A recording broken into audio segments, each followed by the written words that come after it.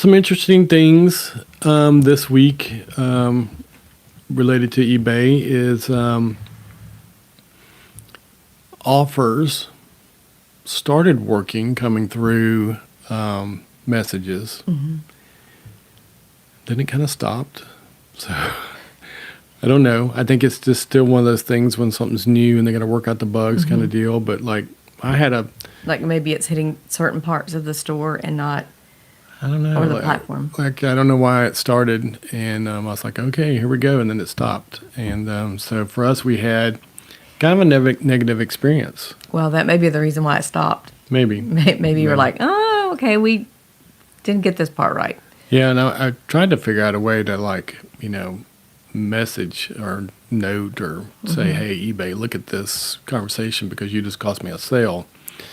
In the end, we actually did Breach a sale, but you go here and do this. I'll go here and do this. And then, as a big workaround. So instead of, but what instead of making it easier for you. Yeah, what I was seeing was that I was getting a offer number in messages. So it wasn't saying this is an offer. It would just say $15.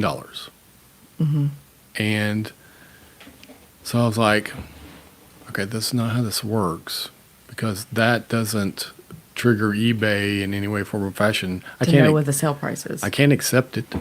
You know, that it was not that kind of an option. So what I did was it did give me up at the top the ability to send them an offer, which technically was a counter offer, but as far as the system goes, it was just an offer. And so I sent them that. And then they sent me a counter, which was once again not an official counter. It was just a message. Mm-hmm. I was like, so I told them, I was like, this is kind of a new thing with eBay. And, I don't know what it looks like on your end. You know, what I'm seeing is I sent you an official offer and you are just sending me texts. And it's not going to work that way. So then they were like, well, just change the price, and I'll buy it.